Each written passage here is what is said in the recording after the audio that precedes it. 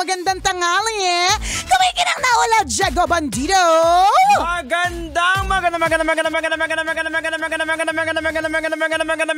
Magandang tanghali. Kumikinang ina.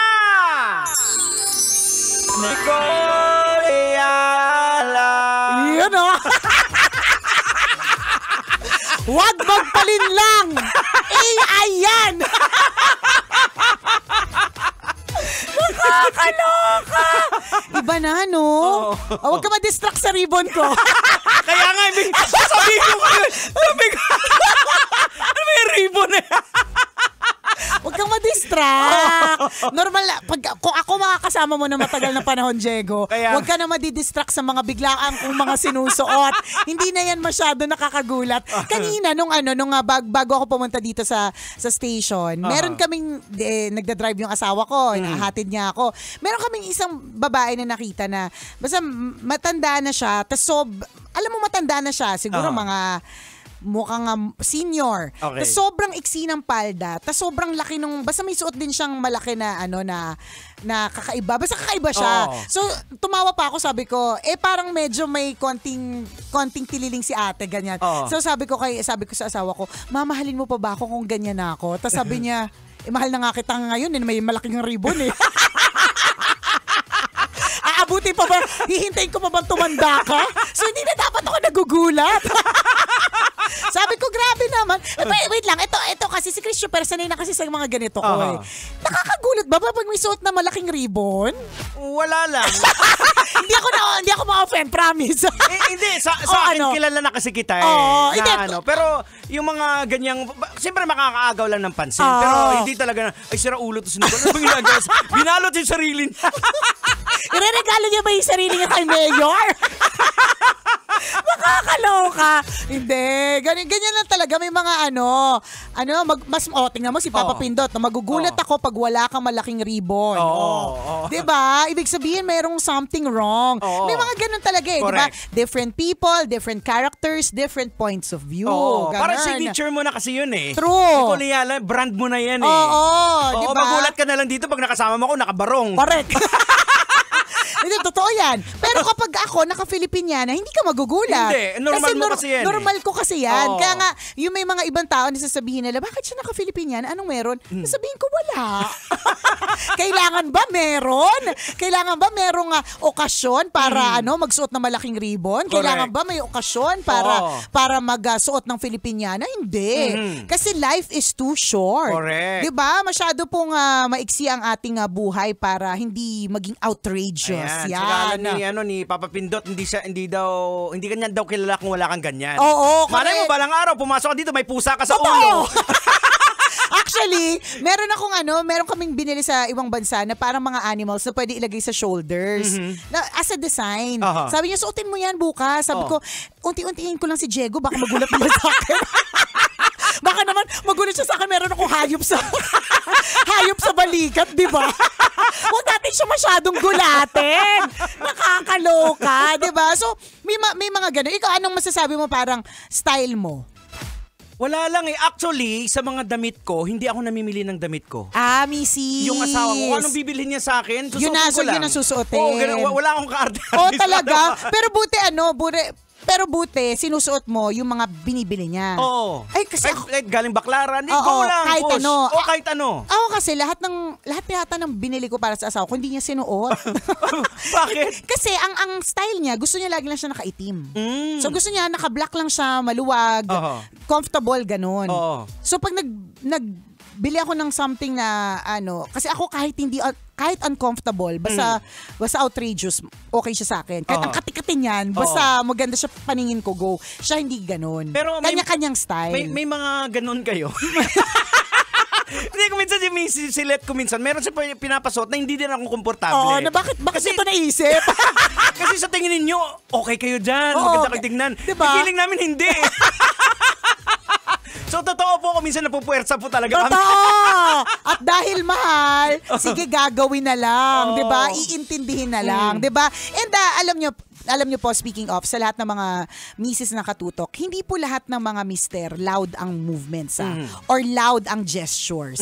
There are, because that's how they are eh. Hindi naman lahat ng lalaki talagang ma-express sa nararamdaman, 'di ba? Mas sweet. May mga lalaking ganun eh na talagang big gestures, malalaking bulaklak pag Valentine's Day, tsokolate kahit walang okasyon, 'di ba?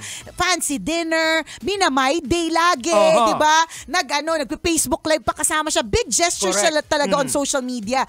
Ganun. But there are those people na hindi. And huwag kayong magsiselos I mean, of course, nakakaingit yung nakakuha na isang bouquet ng tigwa 1,000.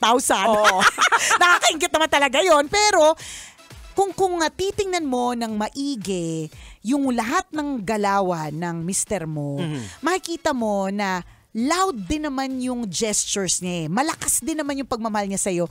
You just choose not to look at it. Diba? Mas pinipili mo yung buti pa si Kumars, kahit hindi kagandahan, binigyan ng bouquet ng 1,000. Diyan tayo may problema. Kinungkumpara. Yan, diba? Buti pa yung kumari kung hindi naman kagandahan, hindi pa katalinuhan, binigyan ng bagong microwave, diba? Naalala ko tuloy yung kay Totoy Bato, si Flo, yung misis niya.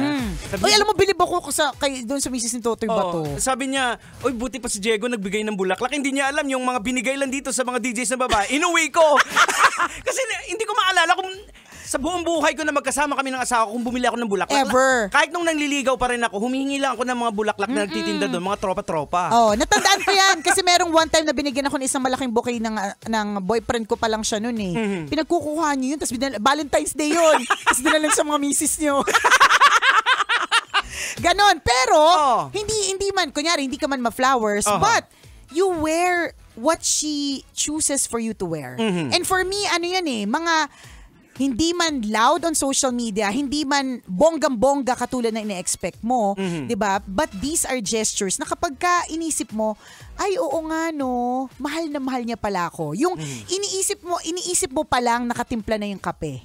'Di ba? Yung hindi mo na kailangan sabihin sa kanya nakahanda na yung tsinelas, 'di ba? Ganon na yung asawa ko ganon na pero medyo loud din yung may loud gestures siya, pero meron siyang mga gestures na na-realize ko are actually louder. Ibig sabihin, iniisip ko pa lang ginawa niya.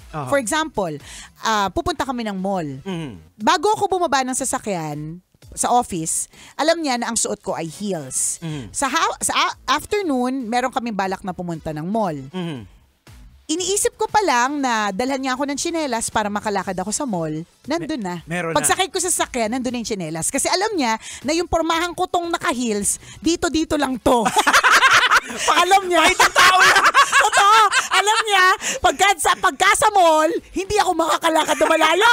Diba? And for your husband to know that, your partner, your wife, or kung sino man, diba, sa buhay mo, to know that, na ganun siya eh. So ito yung gagawin ko para sa kanya. These are loud gestures. Minsan lang, uulitin ko, we choose not to see. Kasi mas tinitingnan natin, ano ba yung ginawa ni kumpare para kay Kumars? Yan. Kinukumpara natin eh. Super compare, ganun. Yun diba? Yun yung masaklap. Pero ang kagandahan kay Jowa Dick, kasi ako nakikita ko, yung pagiging loud niya, parang nag-i-extend. Halimbawa, pag may event tayo, hindi lang ang inaasikaso ni Jowa Dick, hindi lang ikaw. Correct. Kasama kung sinong kasama sa circle mo, kasama doon. Totoo. Totoo yan. Kaya nga, so kami, kung nadadamay kami, ibig sabihin, paano pa sa'yo mas sobra-sobra, di ba? Ganon. Umaapaw. Ganon nga siya. Kaya nga, natandaan ko merong isang time na may outing. Gusto na lahat makaroom sa akin. Kasi alam nila,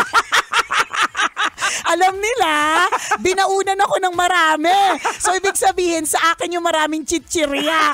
Di ba? May ganon. So, wala lang. And yun, loud yun. Kahit papano talaga masasabi mong loud. So, ang tanong mo sa sarili mo, ano ba yung ginagawa ng mister ko na parang ine-expect ko other things that he will do for me? Kasi kinukumpara ko sa iba. Pero, yung ginagawa niya para sa'yo, personal para sa'yo. For example, alam niya na pagpagod ka, ang itong particular na inumin na to ang magpapasaya sa'yo. Yung mga ganun. Simple lang yun. Baka nga hindi mo napapansin.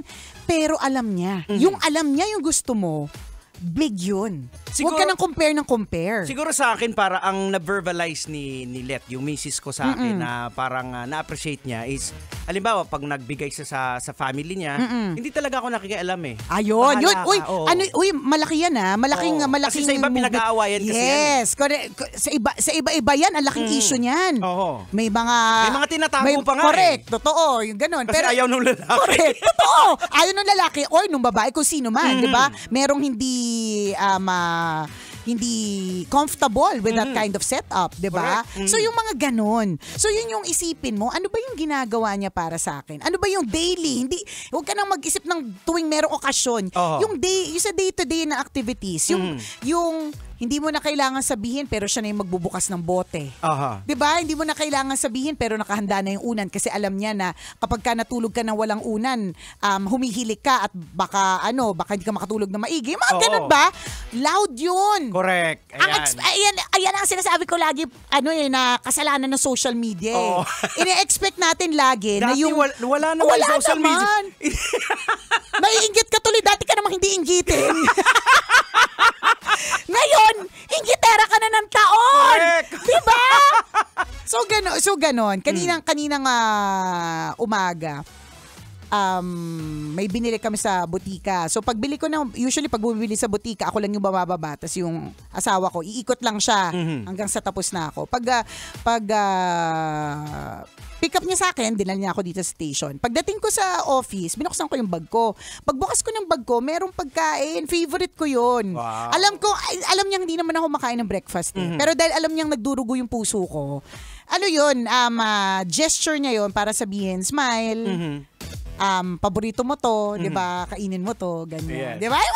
Yung mga ganong mga bagay na sometimes we take for granted, but these are actually the big things. Correct. Oo, kaya gusto ko lang mag-thank you sa asawa ko kasi ilang araw na ako umiiyak dahil sa ibang lalaki. Pasensya ka na, lagi ko nga sinasabi sa asawa ko, pasensya ka na, maano ko rin to. Malalagpasan ko din to. Lang talaga.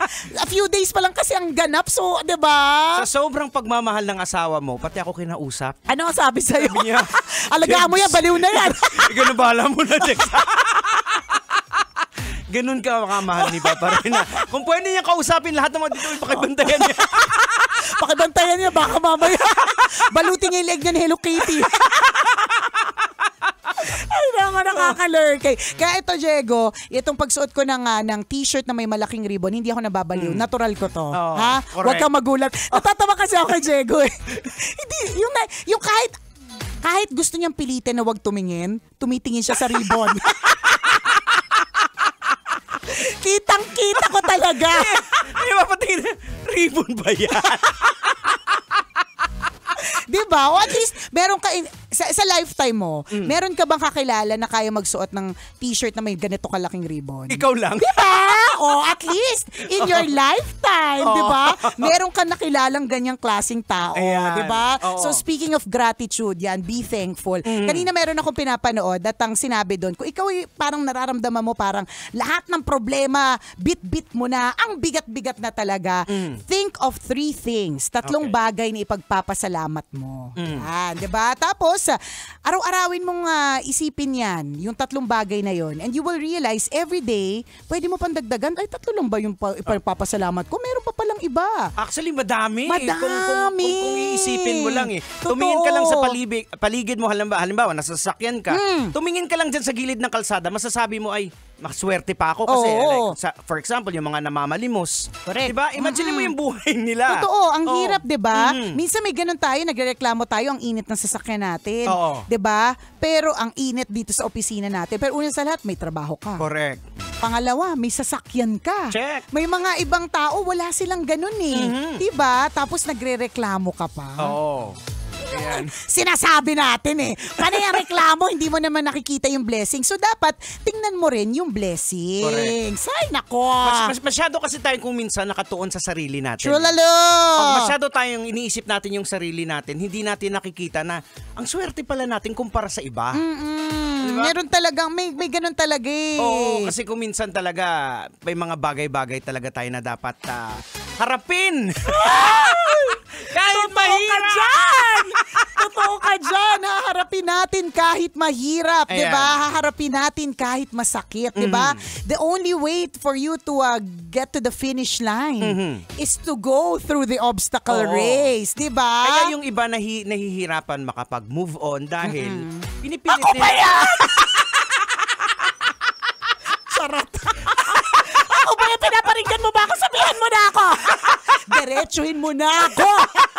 Dahil ano? Dahil ayaw nga harapin yung katotohanan. At mahirap naman din acceptance talaga. Acceptance kasi. Ang hirap talaga ng acceptance. 20 years yun. Oo. Ako na ba talaga?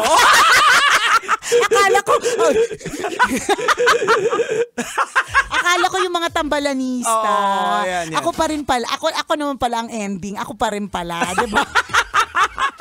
Pero again, mga kabisyo, there are so many things to be grateful for. Yeah. Ngayong araw na ito, yun yung dapat po nating isa puso at isa isip na napakaraming dapat nating ipagpasalamat. Marami mang problema, hindi naman, ano ba yung sabi sa Bible? Ang promise, hindi naman yung hindi ka magkakaproblema. Correct. Ang promise ay tutulungan ka. Ayan. Diba? And dun sa gitna ng mga problemang yun, merong mga napoproduce na mga magagandang mga bagay. Tama. So ano lang, kapit lang po tayo. Yes, yan. kasi may reason yan kung bakit mo pinagdadaanan yan.